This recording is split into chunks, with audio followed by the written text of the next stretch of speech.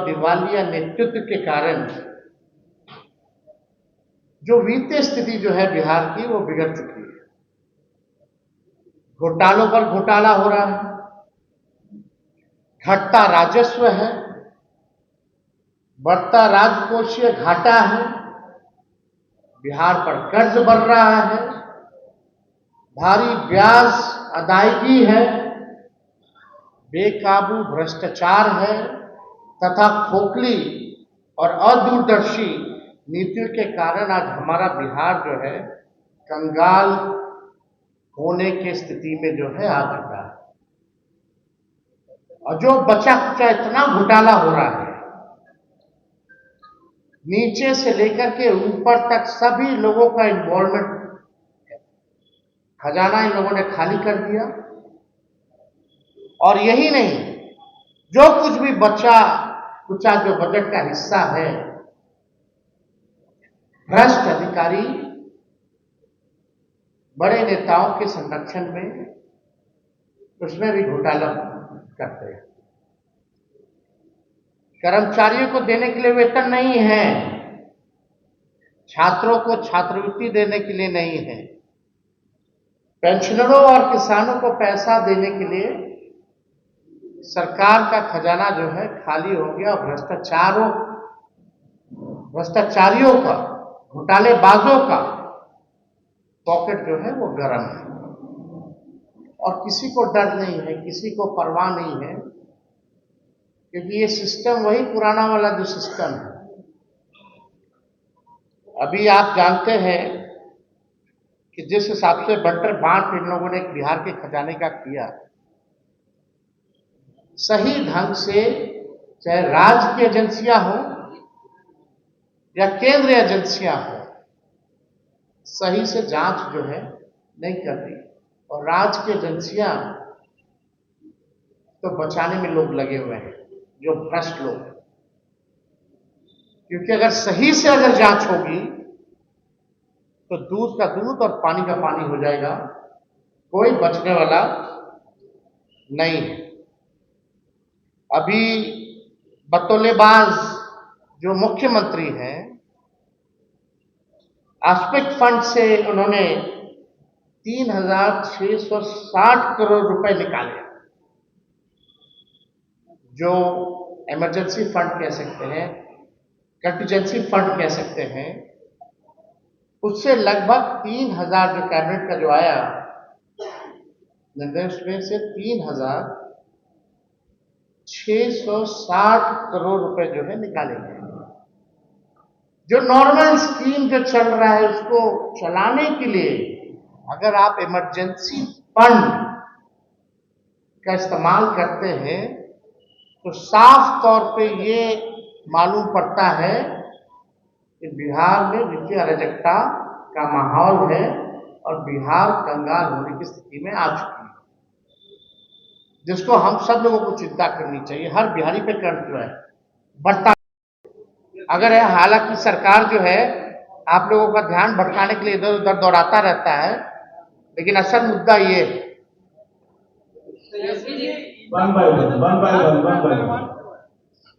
Foundation पे बिहार सरकार मेहरबान, और कोई भी तो हो सकता है, बिहार के लोग भी हो सकते हैं। भाई अनूठा मुख्यमंत्री से पूछिए।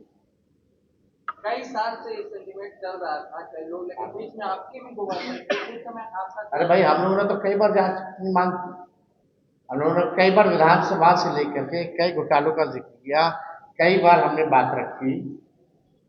पूरा सिस्टम तो उन्हीं का है ना, जांच एजेंसियां तो उन्हीं की हैं।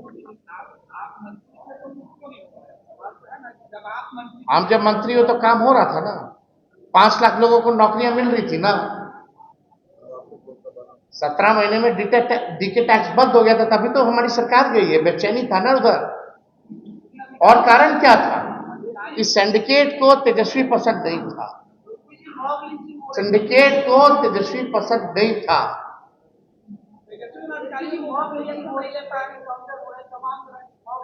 आज इस पे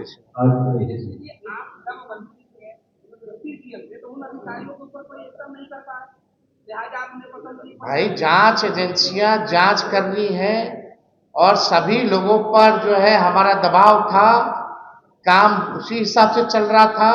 लोगों को हम नापसंद आ रहे थे। हमारी मात्र 17 महीने में सरकार चली गई। भाई मैं हम हमारे पास गृह मंत्रालय नहीं ना था भाई। चलिए, कई लोगों को लाभ पहुंचाया होगा, कई मंत्रियों को लाभ पहुंचाया होगा, कई अधिकारियों को लाभ पहुंचाया होगा। कौन है वो? कौन है वो आप जान ही रहे। आप ये भी ना जानते कि किंग पिंग कौन है। आप तो ये भी जानते सीएमओ से चलता है। आप तो सब कुछ जान ही रहे। आपसे कुछ छुपा है? यही वजह था कि आप गठबंधन से बाहर हो गए थे, सरकार के लोग बचाना चाहते थे, अपने लोगों को आप दबाव बना रहे थे उस समय। आप समझ जाइए, सिंडिकेट के लोगों का हालत खराब था। आप लोगों का क्या काम था? गुड गवर्नेंस थे। हम लोग आईटी पॉलिसी बना रहे थे, स्पोर्ट्स पॉलिसी बना रहे थे, हम लोग 5 लाख नौकरियां दे रहे थे। इस काम में हम लोग लगे हुए। Last question. 2012 से इनका सिंडिकेट खड़ा हुआ, 2024 तक चलता है। वो जब तक सरकार इनकी रहेगी तब तक चलता रहेगा, अभी भी बचाया जाएगा। अरे भाई, आप सृजन घोटाला देखें, आप तो थे ही। आपने एस्टिमेट घोटाला भी देखा होगा, आपने सीएजी घोटाला भी देखा हो, आपने टेंडर घोटाला भी देखा। सब चीज तो आपने देखा ही। ईडी के अनुसंधान में सीधे तौर पे अधिकारियों के नाम के साथ भैया किसी का संबोधन भी है। भाई आप देखिए ना, एफआई कोई वकील क्यों नहीं गया रजिस्ट्री के मामले में? चार्जशीट में कोई अधिकारी का नाम क्यों नहीं? सब छोटे लोग हैं, छोटी मछलियां। आप आवाज उठाएंगे इस कॉन्फ्रेंस के बाद? तो ये इसमें तो भाई आप लोग का सहयोग चाहिए ना। हम लोग तो टिके रहते हैं, आप ही लोग ना डाइवर्ट हो जाते हैं। आप लोग तो ट्रकें दिखाने में लगे रहते हैं। चलिए ठीक है, शुक्रिया।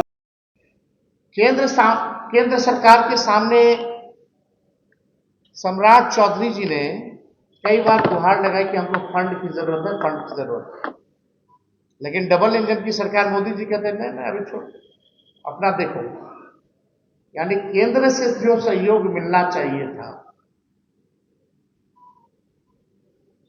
बिहार सरकार को, अब वो भी फंड जो है केंद्र सरकार ने अपना पल्ला जो है झाड़ लिया। हर बार एक बड़ा घोटाला होता है, लेकिन छोटा किरानी और कर्मचारी की ही गिरफ्तारी होती है। लेकिन नीतीश जी और बीजेपी एनडीए की सरकार में, राज्य में जो मास्टरमाइंड है, जो मुख्य सरगना है, जो प्रभावशाली है, जो लाभार्थी है, उन तक कभी भी जांच एजेंसी जो है पहुंच नहीं पाती, उनकी गिरफ्तारी नहीं हो पाती। यानी उनको जो है बचाने का काम किया जा रहा है।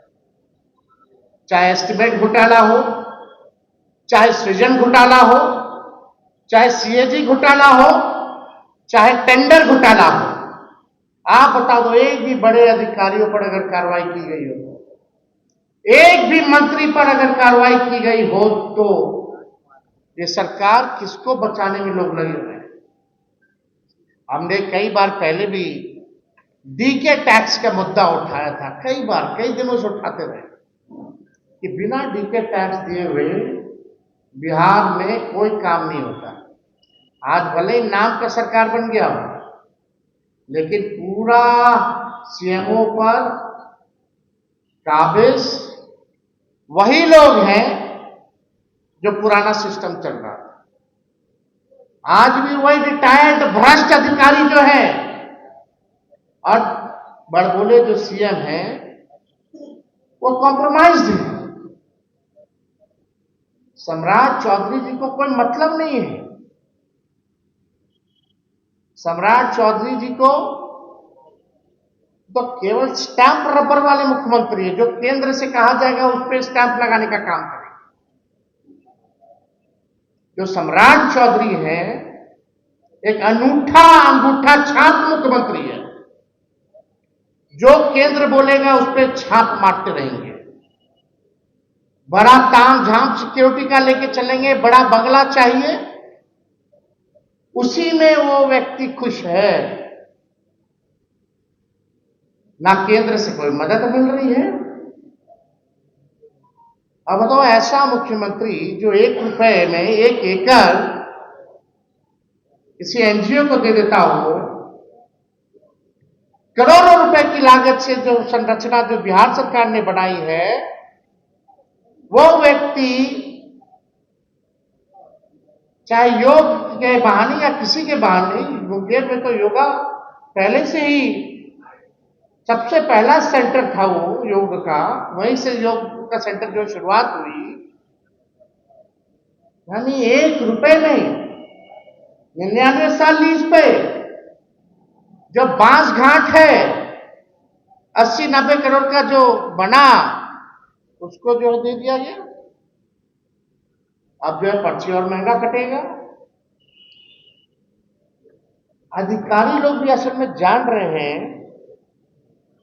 जैसे मुख्यमंत्री पहले नीतीश कुमार जी का स्वास्थ्य गड़बड़ था, तो हम लोग बोलते रहे कि भाई स्वास्थ्य गड़बड़ है, इनको हाईजैक कर रखा अधिकारी लोग, ये कठपुतली मुख्यमंत्री हैं। वही डीके टैक्स जब हम 17 महीने आए तो हम लोगों ने उस पर काम किया, कार्रवाई की, डीके टैक्स नहीं चलने दिया गया। हम लोगों का कंसंट्रेशन उन 17 महीनों में गुड गवर्नेंस पे था, 5 लाख लोगों को नौकरी देने में था, अपने वादे को, कमिटमेंट को पूरा करने में लगा रहा। लेकिन कुछ लोग बेचैनी में, नौकरियां मिल रही है तो फंड नहीं रहेगा, तो ये नहीं रहेगा, वो नहीं रहेगा, तो इनका घोटाला नहीं चल रहा है, तो इन लोगों ने मिलजुल करके कठपुतली मुख्यमंत्री जी से उसके बाद अपना काम से सबके पत्ते खोल देने की धमकी मिली है कि सबके पत्ते खोल देंगे। भाजपा जदयू ने सत्ता संरक्षित और पोषित भ्रष्टाचारियों को क्यों सजा से इम्यूनिटी क्यों दिया हुआ है? 5वां हमारा सवाल, वित्त विभाग के तत्कालीन संयुक्त सचिव, जल संसाधन विभाग, भवन निर्माण विभाग के इंजीनियरों की गिरफ्तारी के बाद क्या सरकार ने इस बात की समीक्षा की है कि इन्होंने अब तक कुल कितने करोड़ के सरकारी फंड को डाइवर्ट किया, और अगर हां तो इस राशि को सार्वजनिक करने में देरी क्यों की जा रही है? क्या सरकार में बैठे लोगों को इनमें से कट मिलता है? ये हम लोग जानना चाहते हैं। कई विभाग में टेंडर घोटाले हुआ, ऋषिश्री जो मैनेज किया, 2 आईएएस गिरफ्तार हुए, कई इंजीनियर गिरफ्तार हुए, लेकिन कितना पैसा डाइवर्ट किया गया, कितने का घोटाला हुआ, वो अब तक क्यों नहीं बताया गया? या तो कट मिलता होगा तो बचाया जा रहा। 6था, आरोपी ऋषिश्री पहले से तय करता था कि ठेका किससे मिलेगा, और विभागीय का जो टेंडर होता है, जो क्राइटेरिया होता है, जो शर्तें होती हैं, विभाग उसी हिसाब से तय करता है। पूरा सिंडिकेट है ये। तो हम पूछना चाहते हैं, क्या इस सिंडिकेट के सरगना मुख्यमंत्री और मुख्यमंत्री कार्यालय व निवास में बैठे अधिकारी थे और हैं? क्या किसी को भनक नहीं लगी?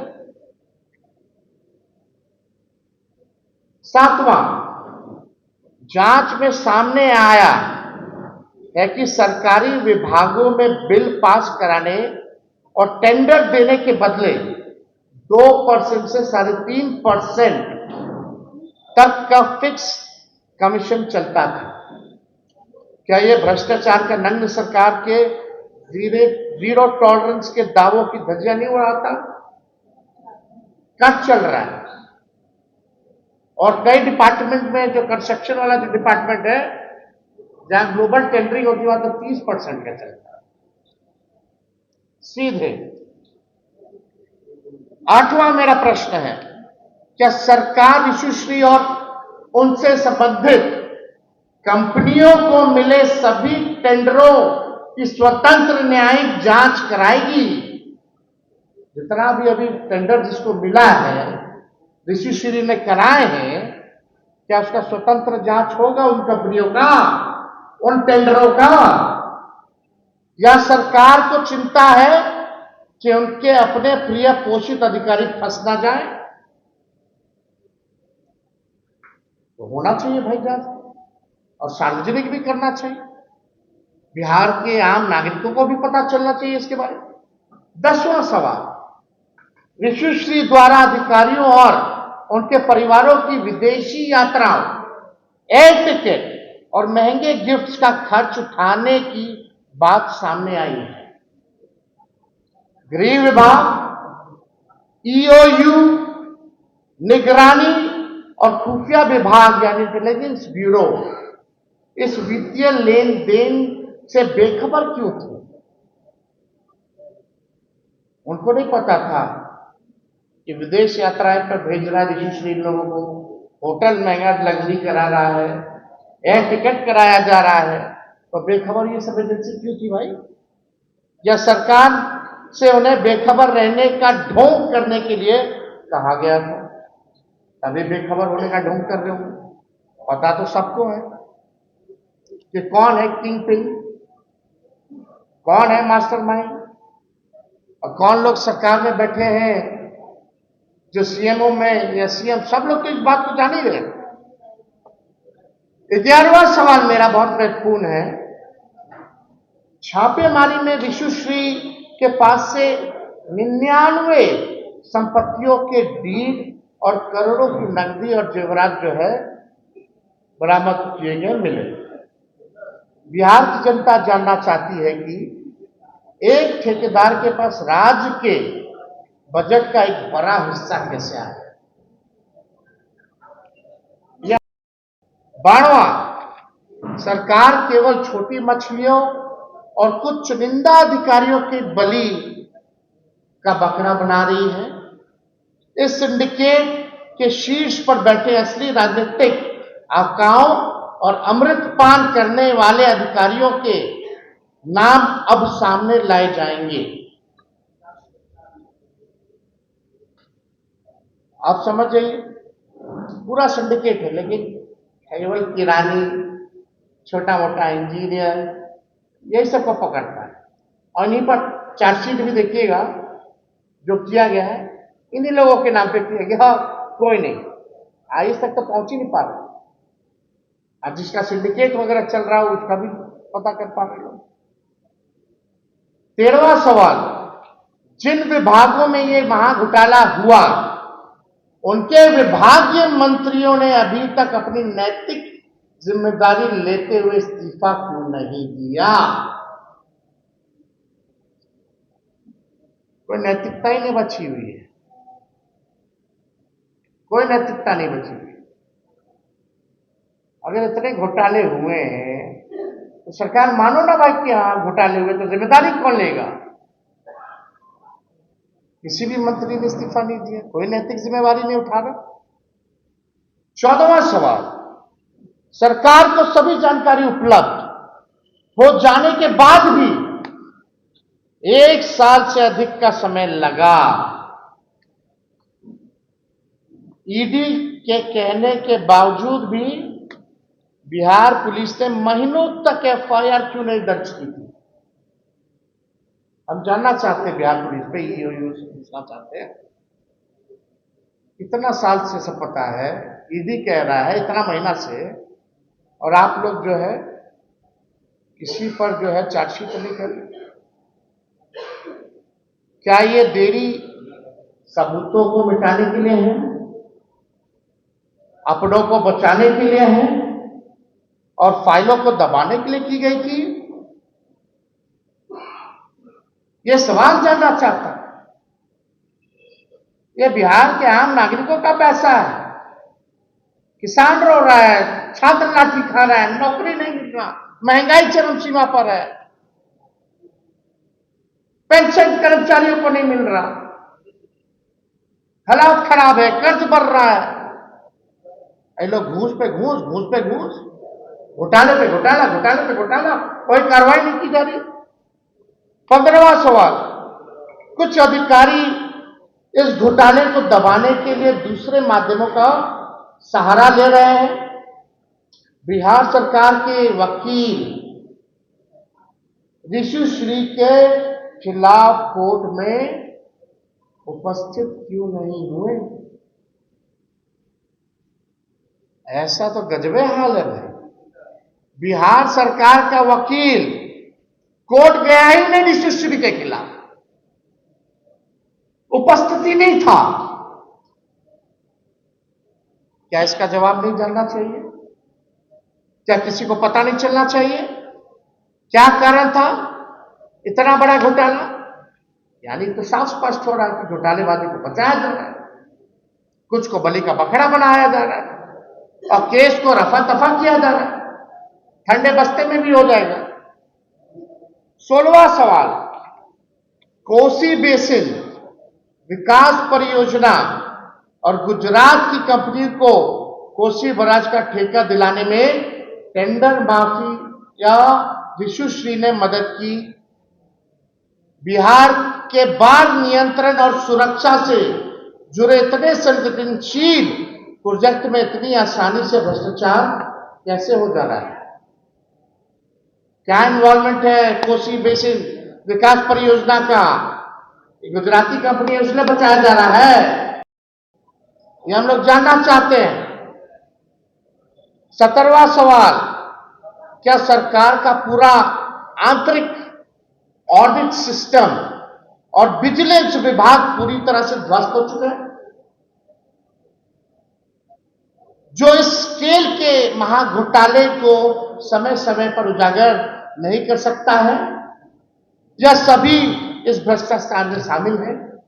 यही ना हो सकता है। यदि इतने बड़ा स्केल महाघोटाले का आपके पास कुछ है ही नहीं, आप फेल हो चुके हैं, या तो आप सब मिले हुए हैं, पूरा सिस्टम मिला हुआ है, तभी बचाया जा रहा है।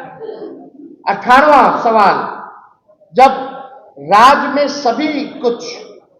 जब सब कुछ ई टेंडरिंग के जरिए होता है, तो बीजेपी जेडीयू सरकार के पाले पोसे टेंडर माफिया का सिंडिकेट डिजिटल पोर्टल को कैसे मैनिपुलेट और मैनेज कर रहा था?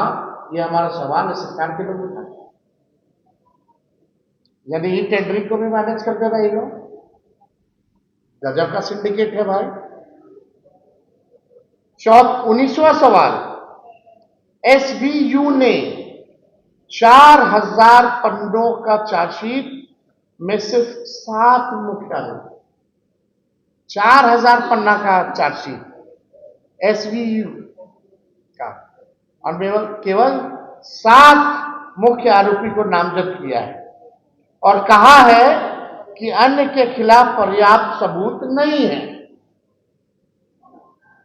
जब बाकी बचे रसूखदार अधिकारियों और नेताओं को क्लीन चिट देने में इतनी जल्दबाजी क्यों हो रही है?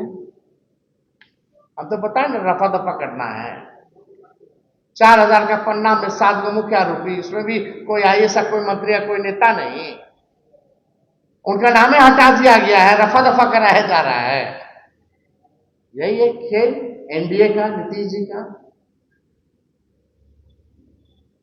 और जो मुख्यमंत्री बने वो कितने योग्य हैं, काबिल हैं, कितने गहराई तक जाते हैं, कितने गंभीर हैं, केवल लाउड माउथ है। सबको पता है क्या कैपेबिलिटी है उनकी, क्या एक्सपीरियंस रहा है उनमें। ऐसे लोगों को रबर स्टैम्प भाजपा मुख्यमंत्री बनाती है। 1 रुपया में 1 एकड़, जो एक एकड़ नहीं, कई एकड़ जमीन जो है दे दिया गया 99 साल के नीतीश पे। शमशान का कई घाटों का दिया जा रहा है। कैसे महंगाई बढ़ेगी, लोग को तो पूछना चाहिए। 20वां मेरा ये सवाल है कि सरकार में एनडीए के लोग जो हैं वो केवल प्रयोग करते हैं कि सभी बड़े घोटालों में दबाव पड़ने पर दिखावटी गिरफ्तारी की जाए, या उसे बलि का बकरा बनाना है तो दलित, पिछड़े, मुस्लिम समुदाय के ही अधिकारी हैं। यानी या तो दलित होगा, या तो पिछड़ा होगा, या तो मुसलमान ही होगा। सृजन घोटाले में भी वही हुआ, प्रश्न पत्र घोटाले में भी वही हुआ, और ऋषिश्री घोटाले में भी वही हो रहा है। तब भी अनुसूचित जाति वर्ग के सुधीर कुमार, संजीव हंस, योगेश सागर इत्यादि को ही अभियुक्त बनाकर जेल भेजा जाता है। यानी एनडीए सरकार का जो भ्रष्टाचार है और मामले में सिस्टमैटिक फेलियर ऑफ गवर्नेंस है का रिकॉर्ड जो है स्थापित कर लिया है। सिस्टमैटिक फेलियर ऑफ गवर्नेंस का रिकॉर्ड जो है स्थापित इन लोगों ने कर दिया है। नीतीश कुमार जी इनके भ्रष्टाचारियों के द्रोणाचार्य कह लीजिए, भीष्म पितामह कह लीजिए।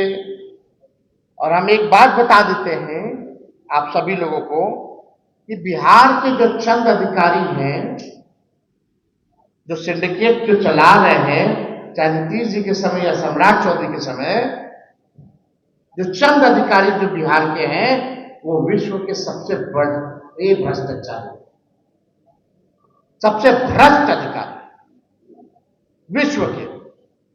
इन लोगों को अवार्ड मिल जाएगा। हम तो ज्यादा कुछ कहना नहीं चाहते हैं, लेकिन क्या इतने बड़े पैमाने पर भ्रष्टाचार बिना सत्ता में बैठे लोगों की सीधी या परोक्ष मदद के हो सकता है? ये लोग सवाल पूछ रहे हैं। और अगर मुख्य साजिशकर्ता पर्दे के पीछे ही रहे और सिर्फ छोटे मोटे लोग को ही पकड़े जाए, तो इस भ्रष्टाचार का असल किरदार कोई और ही है, समझ जाइए, कहीं और से चलता। ऋषिश्री तो छोटी सी झलकी है, छोटी सी झलकी है ऋषिश्री। कई जो चंद अधिकारी जो हैं उनके बाल बच्चे, बेटे बेटियां कंसल्टेंसी खोल रखे हैं, कंपनी खोल रखे हैं। कई विभागों में टेंडर मैनेज कराया जाता है, मैनेज किया हुआ अधिकारी को भेज करके। क्या उनकी कंपनियों की जांच होनी चाहिए कि नहीं होनी चाहिए? कितने ऐसे लोग हैं, देख लीजिएगा कितना आईएएस लोग का जो भ्रष्ट अधिकारी है, उनको बिहार में हर विभाग में काम मिल जा रहा है, कंसल्टेंसी खोल दिया जा रहा है, कंपनियां खोल दी जा रही हैं। और किस किस विभाग में नहीं घुसे हुए ये बता दीजिए आप। सभी विभाग में घुसे हुए हैं।